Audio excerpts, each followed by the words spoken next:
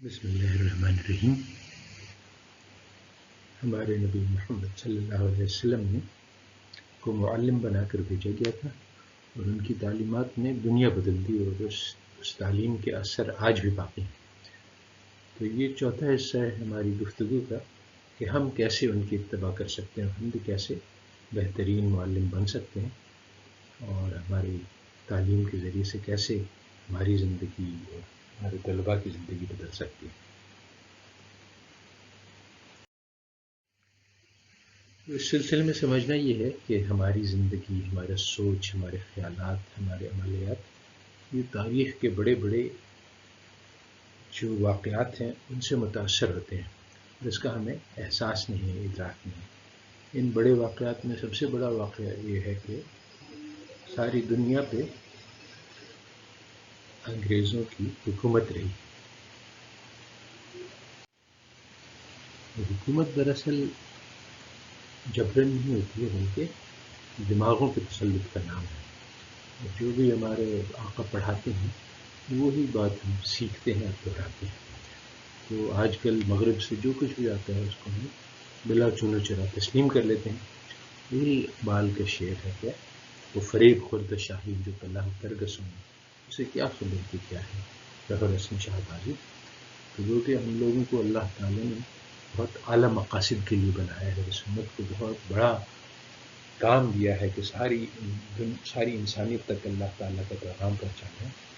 اگر آج ہم لوگوں کو اسکولوں میں پڑھایا جاتا ہے کہ تمہارا کام تو پیسے بنانا ہے اور مزدوری کرنا ہے، نوکری کرنا ہے اور غلامی کرنا ہے، جو کچھ بھی ہمیں سکھلایا جاتا ہے اسی کو ہم تسلیم کر لیتے ہیں۔ تو اپنی اصلیت سمجھنے کے لیے اور وہ جو ہمارے لیے مشن اللہ تعالیٰ نے اس امت کو دیا ہے اس کو پھر سے سمجھنے کے لیے ہمیں یہ جو تاریخ ہمارے ذہنوں پر کچھ اصول ہمیں سکھلاتی ہے ان کو سمجھنا ہوگا اور پھر ان سے اوپر اٹھنا ہوگا۔ تو یہ جو تاریخ کا منجھار بہہ رہا ہے جس میں سب لوگ بہہ رہے ہیں، اس کو ہمیں اوپر سے دیکھنا ہوگا کہ بلندی سے دیکھنا ہوگا کہ یہ کیا چیز ہے اور یہ کیسے دماغوں کو اثر کرتی ہے۔ تین بہت بڑے بڑے واقعات ہوئے ہیں جنہوں نے ہماری زندگیوں کو، ہمارے خیالات کی تشکیل کی۔ تو سب سے نیچی سطح پہ تو ہم لوگ وہ کووں کی طرح سے جو بھی، کیونکہ ہم مغلوب ہو چکے ہیں تو جو غالب آیا اس کی جو بات ہے اس کو ہم تسلیم کرتے ہیں۔ اس کے بعد پھر یہ انگریز لوگ ہیں جنہوں نے ساری دنیا فتح کی، تو ان کی اس فتح کا اثرات ان پہ بھی ہیں اور ہماری شکست کے اثرات ہمارے دماغ پہ بھی ہیں۔ مگر یہ جو ہمیں پڑھا رہے ہیں یہ کیا پڑھا رہے ہیں اور یہ کیسے پیدا ہوا، یہ ان کے ذہنوں کو دیکھنا ہوگا کہ یورپین ذہن کی کیسے تشکیل ہوئی۔ اس سلسلے میں دو بڑے بڑے واقعات ہیں جو یورپ میں ہوئے۔ ایک تو یہ کہ انہوں نے اپنے دین سے انکار کیا، تو یہ کیوں ہوا، اور پھر یہ جس کو ماڈرنٹی کہتے ہیں ایک اور دین ایجاد کیا کیونکہ اس کو دین نہیں تسلیم کرتے ہیں۔ اور یہ ایک اور بہت بڑا چینج، بہت بڑی تبدیلی جو یورپ میں آئی وہ یہ ہے کہ وہاں بھی ان کی سوسائٹی ہماری سوسائٹی کی طرح سے تھی کہ آپس میں محبت اور ذمہ داری پر مبنی تھی، مگر وہ بعض واقعات کی بنا پر وہ تبدیل ہو گئی اور مارکیٹ سوسائٹی بن گئی جو کہ آج کل ہے، جہاں ہر چیز جو ہے وہ مارکیٹ میں بیچی جاتی ہے اور خریدی جاتی ہے، اس میں انسانی زندگیاں بھی شامل ہیں۔ تو یہ چیزوں سمجھنے سے ہمیں یہ بات ممکن ہو جائے گی کہ ہم اس سے آزاد ہو سکیں۔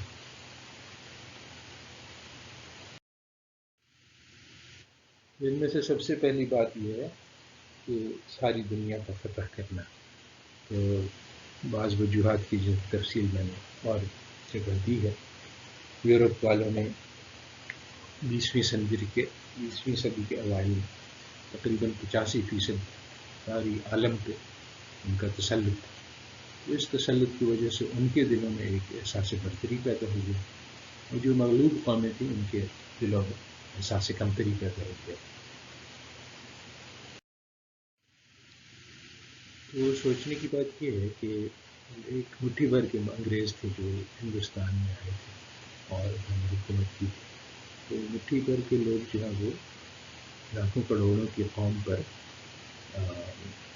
حکومت نہیں کر سکتے سوائے اس کے کہ ان کے ساتھ کچھ مددگار ہوں۔ یہ جو پورا نظام تعلیم ہے ہمارا، یہ ان مددگاروں کو پیدا کرنے کے لیے، اور باقی لوگوں کو تو وہ چاہتے تھے کہ تعلیم نہ ملے تاکہ وہ ان کے قبضے میں رہیں۔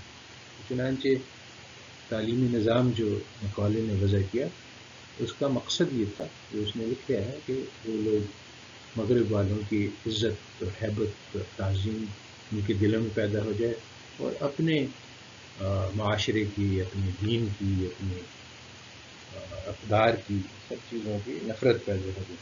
چنانچہ یہ سلمان رشدی نے ایک کتاب لکھی ہے شین، جس میں اس نے اپنے خاندان سے کی برائیاں لکھی ہیں، ایک اس نے مڈ نائٹ چلڈرن لکھی ہیں جس نے اپنے ملک کی برائیاں لکھی ہیں، اور ایک سیٹینک ورسز لکھے ہیں جس میں اس نے اپنے قرآن کی اور اپنے دین کی برائیاں لکھی ہیں۔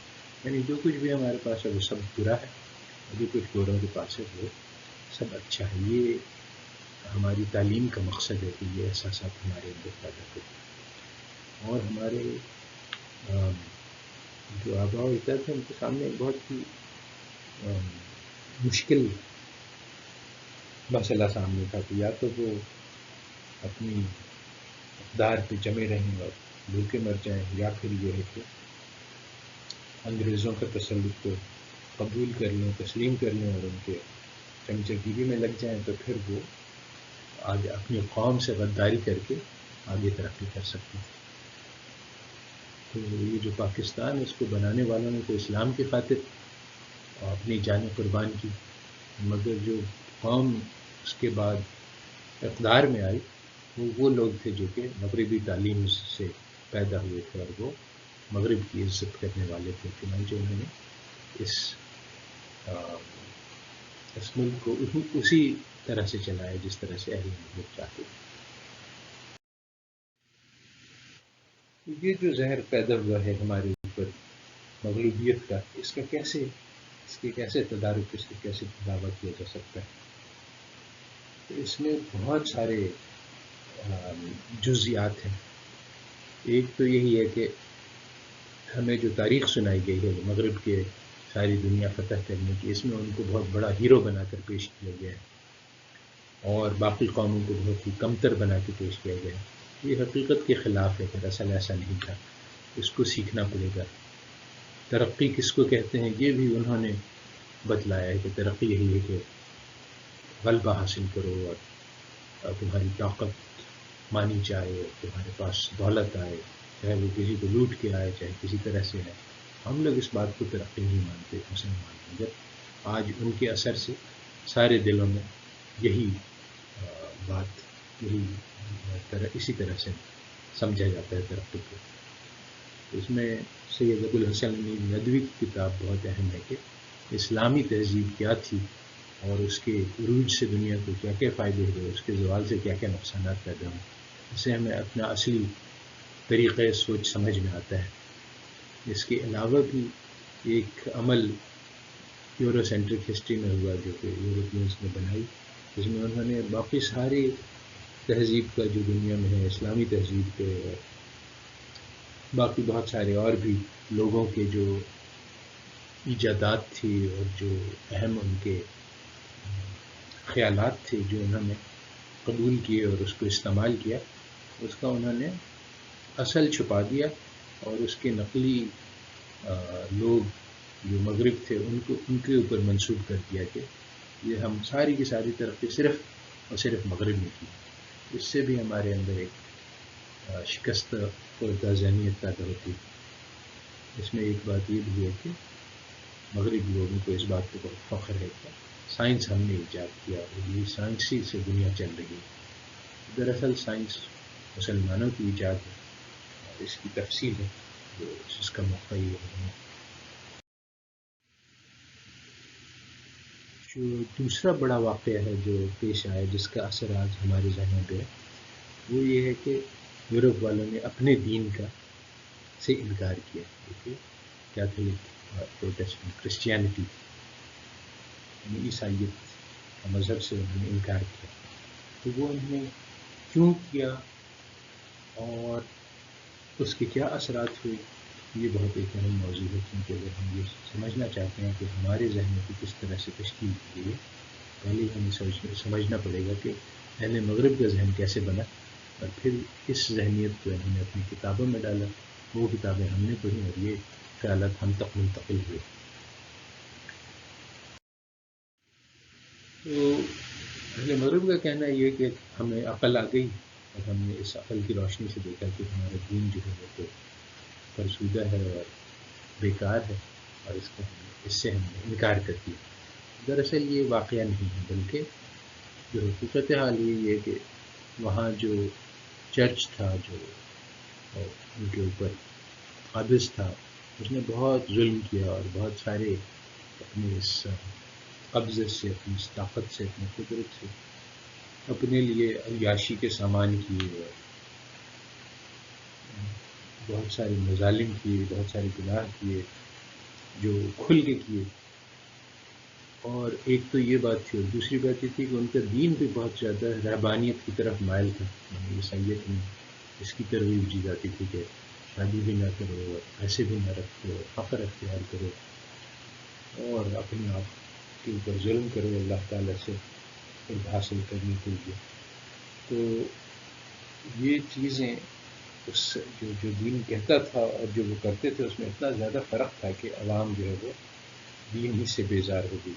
اس کے علاوہ وہاں کیتھولکس اور پروٹیسٹنٹس میں بہت یعنی ایک تو فرقہ واریت ہو گئی اور پھر آپس میں بہت زبردست جنگیں ہوئیں. اس سے بھی عوام کے دل دین سے بیزار ہو گئے. تو اس تاریخ کی وجہ سے بہت بڑے بڑے ان کے یہاں مغرب کے یہاں غلط خیالات پیدا ہوئے. ایک تو یہ ہے کہ چونکہ آخرت سے یعنی جب دین سے انکار ہوا تو آخرت سے جنت جہنم سے سب سے انکار ہو گیا. تو اب ان کے لیے صرف یہ دنیا کا میدان رہ گیا. انہوں نے ترقی کو یہ کہا کہ دنیاوی ترقی سمجھا. علم کو انہوں نے اس طرح سے بنایا کہ علم وہ چیز ہے جس سے ہمیں دنیاوی ترقی مل جائے ہمیں پیسہ مل جائے ہمیں دولت مل جائے ہمیں طاقت مل جائے. اور زندگی کا مقصد انہوں نے اس دنیا کی لذتوں کو بنایا.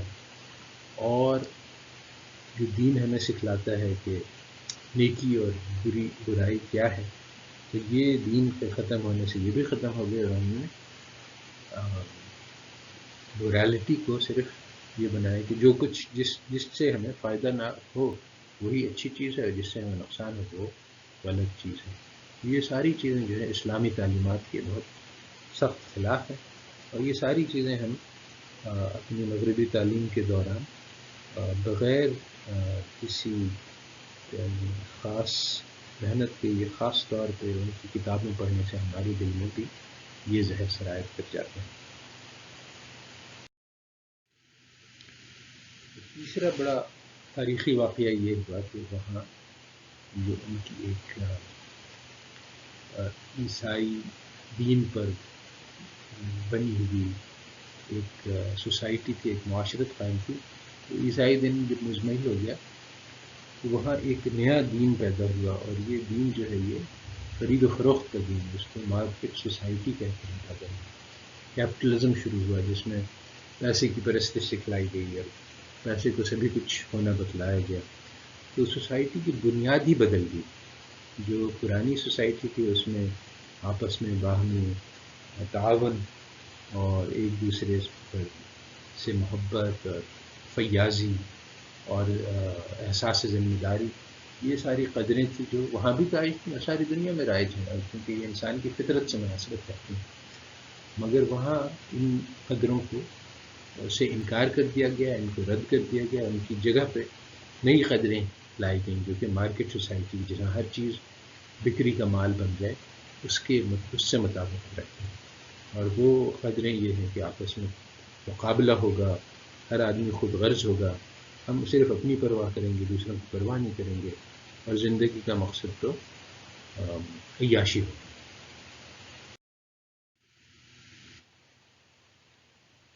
تو یہ سب کیسا ہوا؟ اس کی اصل بنیاد یہ ہے کہ وہاں انڈسٹریلائزیشن ہوا، جس کے ذریعے سے ان کو بہت زیادہ پیداوار بڑھانے کا موقع پیش آیا. تو یہ عام معاشرے میں جہاں انسان جو ہے وہ صرف اپنی ضرورت کے مطابق کھاتا پیتا ہے اور اس سے زیادہ سے اس کو کوئی کام نہیں، یہ معاشرے کے اندر اس عمل سے بہت تبدیلی پیش آئی. تو وہاں کی قدریں ہی بدل گئیں. ایک تو یہی ہے کہ بجائے اس کے کہ ہم جو ضرورت کس کے لائق ہے اس مال پہ ہم مطمئن رہیں، وہاں یہ پیدا ہوا کہ کنزیومر سوسائٹی کے جتنا زیادہ تم کھاؤ پیو اتنا ہی زیادہ اچھا ہے. سادگی کی زندگی کے بجائے عیاشی کی زندگی وہاں قابل قدر بن گئی، اور اسراف اور تبذیر سے بچنے کے بجائے وہاں اسراف اور تبذیر کو تو یعنی معاشرتی قدر بنا دیا گیا. عام طور پہ دنیا میں یہ ہوتا ہے کہ انسان کمائی کو اور کھانے پینے کو زندگی کا ایک حصہ ضروری مگر مقصد نہیں سمجھتا ہے، مگر وہاں اسی چیز کو مقصد بنا لیا گیا. اس زہر کا کیا تدارک ہے، تداوا ہے؟ وہی یہ اسلام کی اصلی تعلیمات ہے کہ ہمیں سادگی کی زندگی گزارنی چاہیے، دوسروں کے مال پہ رشک نہیں کرنا چاہیے، جیسے کہ قرآن کہتا ہے کہ لا یغرنک تقلب الذین کفروا فی البلاد، کہ ان کافروں کا جو مال ہے اور ان کی دولت ہے، طاقت ہے، اس سے تم جلو مت، اس کی تم خواہش مت کرو، کیونکہ یہ تھوڑے دن کا چیز ہے. اور یہ ہمیں اسلام سکھلاتا ہے کہ طاقت تمہیں اس لیے نہیں دی کہ ساری دنیا پہ تسلط قائم کرو، بلکہ وہاں کے جن لوگوں کے پاس طاقت نہیں ہے، جن کے اوپر ظلم ہو رہا ہے، ان کی مدد کرو. اور پیسہ ہمیں دیا گیا ہے تاکہ جو ضرورت مند ہیں ان کی مدد کر سکیں. ہمیں ذمہ داری ہے کہ سارے معاشرے میں سارے بچے میرے بچے ہیں، ان کی تعلیم و تربیت میرے ذمہ ہے. جو سب سے قیمتی چیزیں ہیں وہ بازار میں بکتی نہیں ہیں. تو ہم نے 1000 سال تک ایک معاشرہ ایسا بنایا تھا جس میں سب انسان بھائی بھائی ہیں، اور سب لوگوں کی ساری ضروریات کی دیکھ بھال کرنا یہ ہم سب کا اجتماعی کام ہے. کوئی کسی کو پیسہ نہیں دینا پڑتا تھا تعلیم حاصل کرنے کے لیے، اور کوئی بیمار ہوتا تھا تو ہم سب اس کا خیال رکھتے تھے فرض کفایہ کے طور پہ. تو یہ معاشرہ ختم ہو گیا، بھلا دیا گیا، اور اصل جو اسلامی معاشرت ہے اس کی بنیادیں ہی غائب ہو گئی ہیں. تو ان کو پھر سے ہمیں دنیا میں وجود میں لانا ہے.